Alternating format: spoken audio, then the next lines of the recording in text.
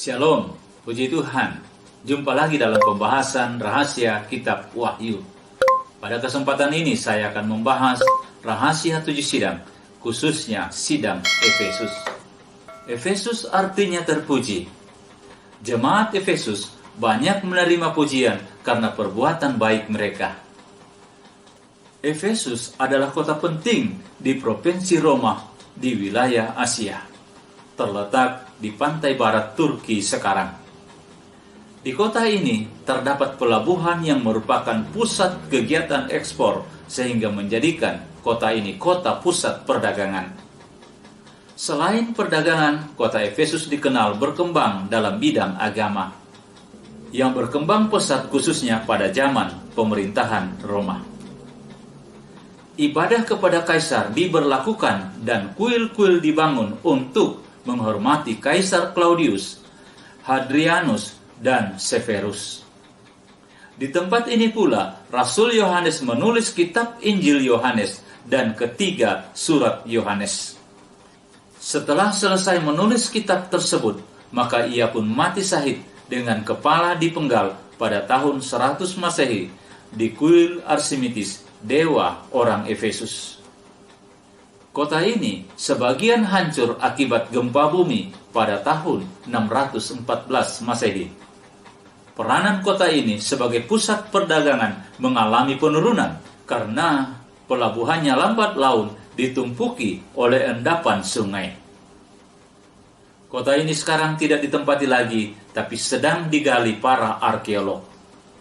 Efesus sekarang berupa reruntuhan dari Asia Kecil yang paling luas dan mengesankan.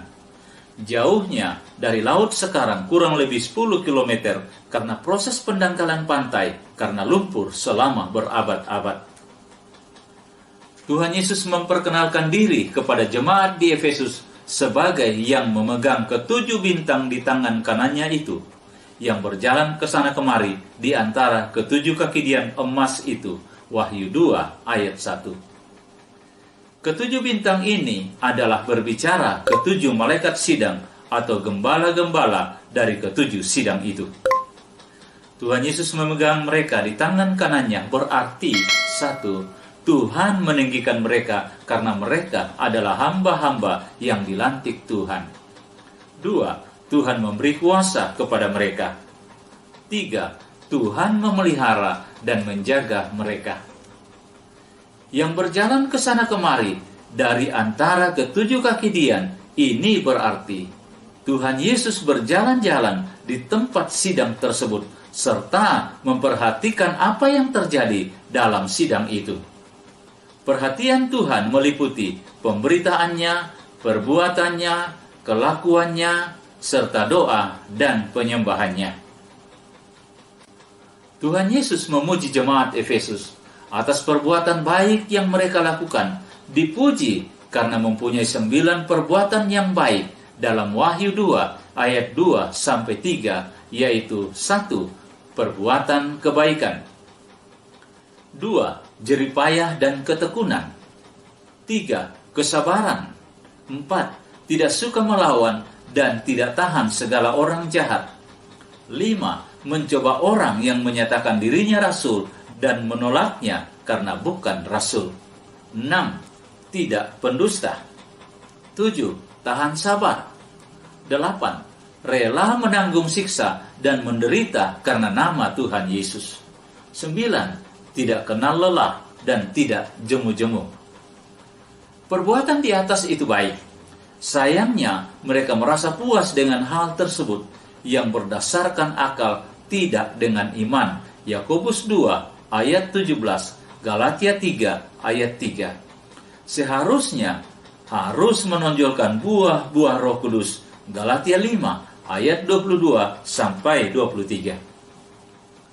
Membandingkan ke-9 perbuatan sidang Efesus ini dengan ke-9 buah roh itu hampir ada persamaannya. Tapi sayangnya perbuatan mereka adalah perbuatan akal dan berdasarkan peraturan manusia. Adapun kesalahan dan kekurangan jemaat Efesus Wahyu 2 ayat 4-5 adalah: yang pertama, meninggalkan kasih dalam hal ini kasih mula-mula. Kasih adalah hukum yang terutama dan pengikat kesempurnaan. Kolose 3 ayat 14. Sumber kejatuhan yang menyebabkan sidang ini ditegur dan disuruh bertobat adalah A. Perbuatan mereka karena kebiasaan dan terpaksa perbuatan tanpa iman. B. Kehilangan kasih karena diawali dengan roh, diakhiri dengan daging. Galatia 3 ayat 3. Galatia 5 ayat 19. C. Meninggalkan Roh Kudus dan karunia roh. Kesalahan yang kedua adalah mencoba mengawinkan pelajaran akal manusia dengan ajaran Roh Kudus, sehingga roh meninggalkan mereka tanpa disadari. Ini disebut persinahan rohani. Tadinya mereka diajar oleh Roh Kudus, tapi kemudian mencampurnya dengan pelajaran akal manusia. Efesus akhir zaman secara organisasi menonjol dengan mengadakan usaha sosial, rumah yatim piatu, sekolah-sekolah, rumah sakit, dan lain-lain. Hal ini dianggap perbuatan kasih. Sebenarnya hal ini hanyalah perbuatan baik. Usaha ini baik, tapi sayang tidak mementingkan perkara rohani lagi, sehingga Roh Kudus meninggalkan mereka tanpa disadari, karena mereka tidak mengutamakan Tuhan lagi. Baca Matius 6 ayat 33, Kolose 3 ayat 1-2. Kasih yang sesungguhnya adalah sabar, murah hati, tidak cemburu, tidak memegahkan diri, dan tidak sombong. Tidak melakukan yang tidak sopan dan tidak mencari keuntungan diri sendiri, tidak pemarah dan tidak menyimpan kesalahan orang lain. Ia tidak bersukacita karena ketidakadilan, tetapi karena kebenaran. Ia menutupi segala sesuatu, percaya segala sesuatu, mengharapkan segala sesuatu, sabar menanggung segala sesuatu. Kasih tidak berkesudahan. 1 Korintus 13 ayat 4-8. Yang bersalah dalam hal ini adalah gembala sidang, karena dialah yang bertanggung jawab. Perhatikan Ibrani 13 ayat 7 dan 17. Titus 1 ayat 7. Jemaat Efesus ditegur agar bertobat. Wahyu 2 ayat 5. Bagi hamba Tuhan yang tidak mau bertobat, maka Tuhan akan mengobrak-abrik mereka demi keselamatan domba-domba. Ditegur karena mereka tidak suka lagi mendengar suara roh. Wahyu 2 ayat 7. Gereja akhir zaman yang tidak suka dan tidak percaya nubuatan bertobat. Harus sadar dan dengar nubuatan Tuhan jika ada kerinduan untuk bertobat. Tuhan memuji jemaat Efesus karena ada sesuatu perbuatan terpuji yang mereka lakukan. Wahyu 2 ayat 6, yaitu mereka membenci pelajaran Nikolai. Pelajaran Nikolai adalah pelajaran yang menonjolkan iman tanpa perbuatan. Juga mengajarkan bahwa tubuh boleh buat apa saja karena tubuh tidak mewarisi kerajaan surga. Mereka menggunakan ayat bahwa dari debu dijadikan akan kembali jadi debu. Kejadian 3 ayat 19, 1 Korintus 15 ayat 50. Mereka tidak tahu bahwa tubuh kita akan diubahkan. 1 Korintus 15 ayat 51 sampai 52 dan menjadi hidup baru. 2 Korintus 5 ayat 1 sampai 5. Pelajaran Nikolai juga mencampur antara penyembahan kafir dengan penyembahan pada Tuhan. Yakobus 4 ayat 4. Walaupun jemaat Efesus membenci pelajaran Nikolai, tapi kalau kehilangan roh berlarut-larut, maka pada akhirnya akan melakukan juga ajaran Nikolai tanpa disadari. Hal ini terjadi juga pada gereja akhir zaman yang sudah lahir baru dari air dan roh, tapi mulai kehilangan roh walaupun tidak semua. Sidang jemaat ini dapat dipulihkan dan kembali bersandar pada Roh Kudus. Mereka harus sadar dan mau mendengar kata roh, yaitu nubuatan, sebagai pernapasan tubuh pengantin.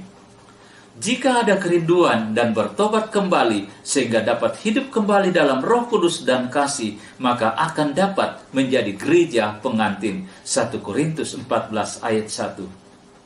Jika suara roh atau nubuatan terdengar lagi dalam sidang, 1 Korintus 14 ayat 1 dan ayat 26, maka mereka dapat mengejar dan menghasilkan buah roh kasih. Nubuatan dan buah roh kasih harus berdampingan dalam hidup. Jika nubuatan padam, maka kasih juga hilang. Mereka yang menang dalam iman akan menikmati buah pohon hayat dalam Firdaus Allah. Pohon hayat adalah pohon kehidupan dan Tuhan Yesuslah pohon kehidupan itu. Firdaus artinya kesenangan dan Firdaus Allah artinya kesenangan bersama dengan Allah. Jika mereka menang, akan masuk dalam Firdaus Allah, yaitu persekutuan dengan Allah, penuh kesenangan dan damai. Akan menjadi gereja pengantin, tapi tidak menjadi tiang dalam Yerusalem baru. Gereja tipe Efesus adalah gereja akhir zaman ini yang memiliki persamaan ataupun kemiripan dalam kesalahan dan kekurangannya, baik itu secara pribadi maupun dalam persekutuan jemaat, yaitu satu, gereja yang sudah lahir baru dari air dan roh, yaitu yang sudah dipenuhkan oleh Roh Kudus dan memiliki karunia-karunia roh, tapi belum menghasilkan buah-buah Roh Kudus. Dua, dan sebagian kecil gereja halaman atau gereja yang belum dilahirkan kembali dari Roh Kudus. Puji Tuhan, Shalom, Tuhan memberkati.